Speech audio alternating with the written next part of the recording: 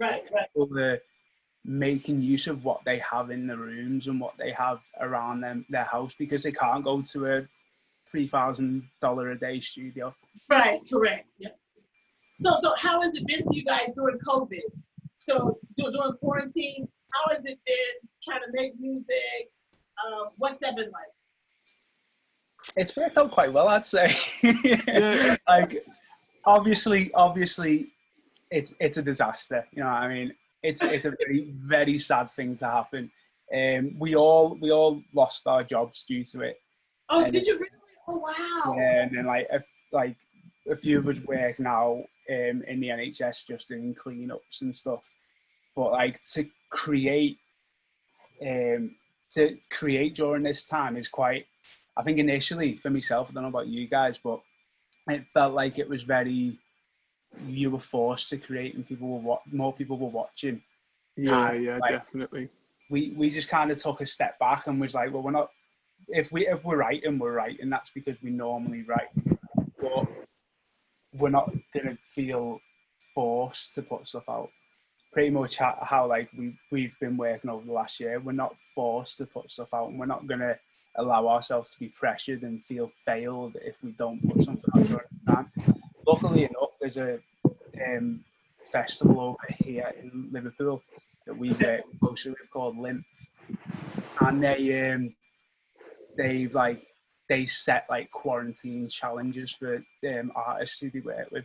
Okay. Which, like, that gave us a kind of excuse to get involved with the quarantine stuff. But whilst we were busy, wondering how we're gonna look after ourselves during this time, it was kind of like we're not going to allow the pressure of releasing music to mount up on our shoulders.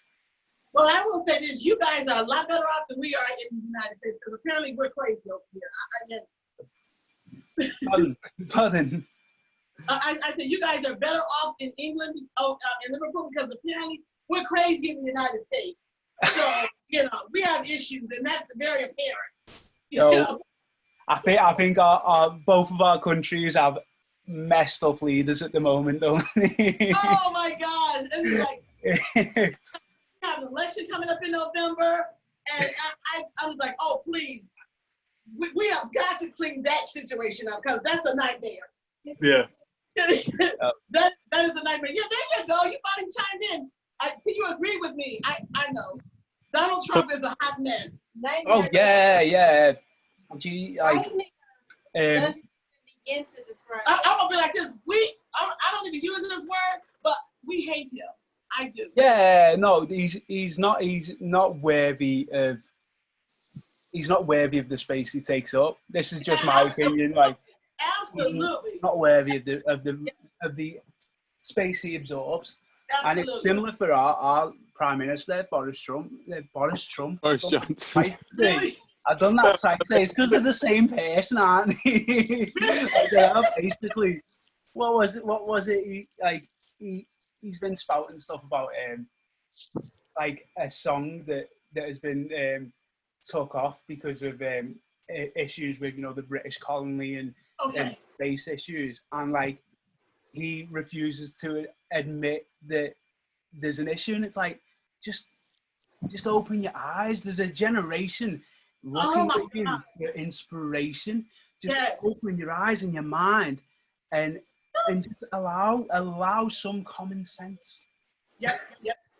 That's what I said. Donald Trump has no common sense. He's just beyond ignorant. There are no words that I can say that would adequately define what a moron, jackass, just trash. He's just completely trash. Ignorant is an insult to actually people. Yes. I don't know what you call it. I don't know what people see. Look, I have said this. I'll say this until November. Here's Brianna. He ain't got to go home, but he got to get the hell out the White House. I'll be right here. When's your election? Is it September or November? November 3rd. This is November 3rd. If I wake up on November 4th and he is going to be re-inaugurated or whatever happens during January, I will be so upset. Let me tell you, I said if he gets reelected, I already told my fiance, we moving over there because I refuse to live in a country where he is president again. I absolutely refuse. I cannot do it. I told people I'm gonna get my COVID paper and I'm gonna hang out with Little Grace. That's what I'm going to do. Yo, come over, come over. I can't. Yes. We're gonna watch the Liverpool soccer game. I can't. Yeah, we're coming to visit you guys, because I refuse to live in the country with that. I can't. We just can't. Look, I just can't. My Well, birthday. you're more than welcome here. You're more than welcome here. Thank you very much. My Thank you. birthday is November 19th. That has to be my birthday gift. I don't know. She said she don't want anything else for her birthday except Donald Trump gone. I don't know. It's just gone. and so many people feel exactly the same way. So I hope they do the right thing when we go to the polls in November. Let's do the right thing. I hope so. I hope so. Because like you said, the world is so huge. And when all the protests was going on here, and we saw protests across the world, and thank you guys for all of the support, because it was amazing to see people around the world who was just protesting, as we were. It was just an awesome feeling. Just amazing. It was amazing to see, the generation, because we're in our mid-20s now, and to see the generation beneath us coming up and just absorbing it and moving forward with it.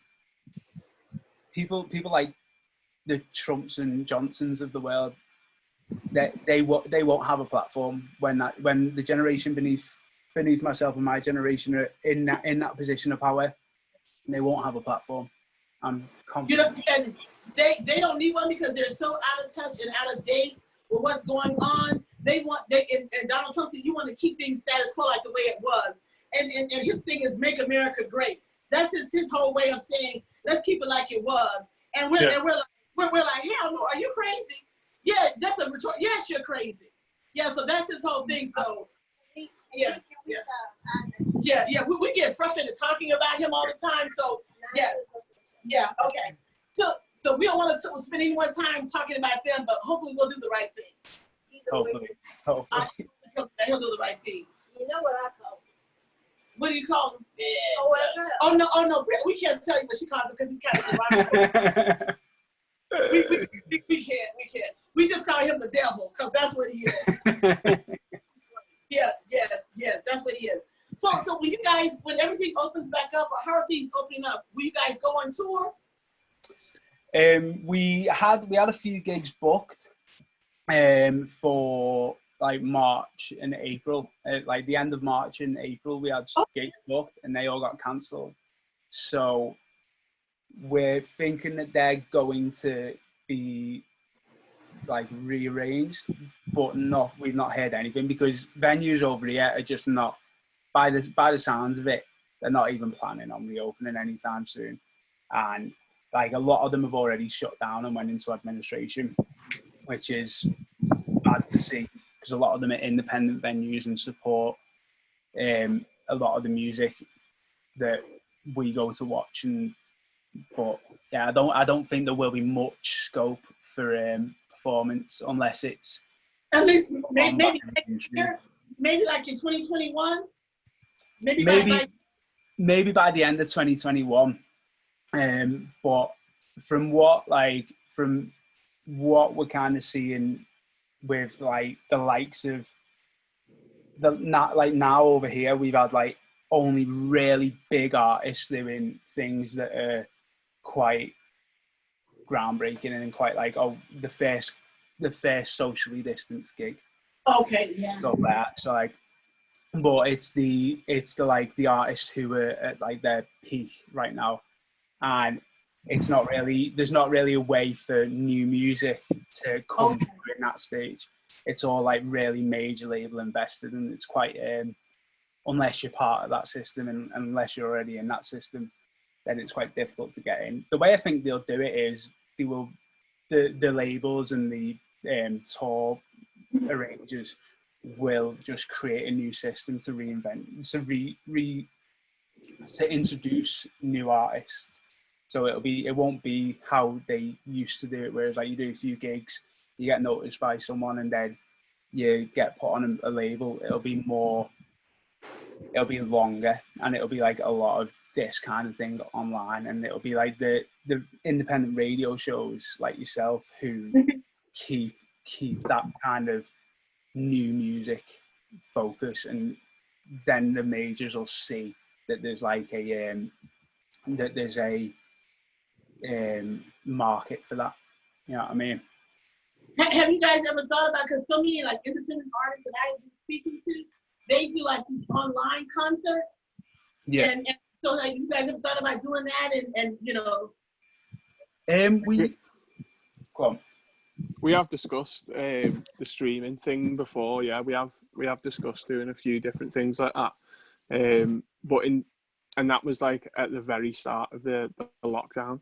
We were discussing maybe perhaps just doing like a live set or something, but instead we've decided we're probably best sticking to, we're going to just do we're going to do a strip version or two of some tracks off the EP, and we'll just post videos or something like that of that. And then going forward, we have been tinkering around with the idea of like trying to find a way to set up something for live streaming. If that's what it ends up coming to, then we'll probably have to invest in some gear to do some streaming with, I suppose. I think you guys should, because like a lot of the independent artists, they're doing that streaming thing and they're being super successful at it. Yeah. So Right. Brianna says, feel free to reach out to her because she knows how to set you guys up to do it. Oh, Okay. sound, yeah. I'll drop you an email. Yep, see the email? Yeah, it's in the email. Yeah, I got that email. Y'all got the email. Yeah. She's always looking to branch out. It's not like she doesn't have, but I don't keep her busy. But she's always looking to be busier. So, and I keep her very busy. So, are all you guys still single? I'm not single, me. No. You're not single either? No. we're all in. I'm probably just gonna dig a hole with this one if my girlfriend does watch. Like, so yeah, we're all. I'm in a long-term relationship.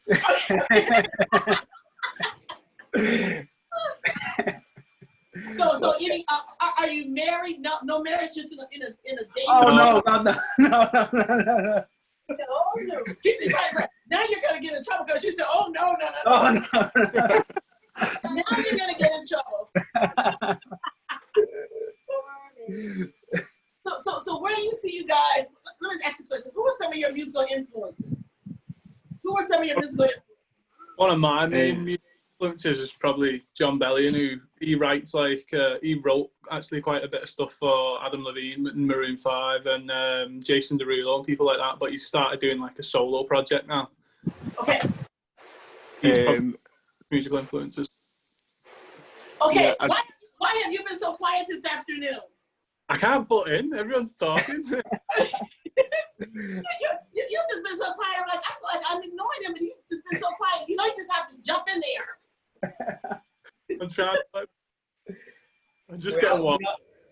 We are flies on the wall. Like we like in social situations. There's like Zoom calls are so we're so hard for us to get our head around with to begin with, because we tend to just like sit back and like, okay, what's going on over there?